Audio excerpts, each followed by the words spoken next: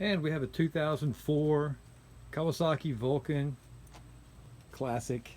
That doesn't want to start, it just wants to click. Brand new battery, thought that would be the ticket. And no. Here's what I get when I try to start this thing.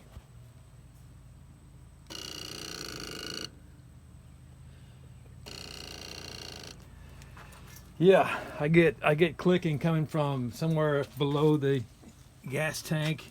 It's not coming from the starter, but it's somewhere just under the tank in the front of it.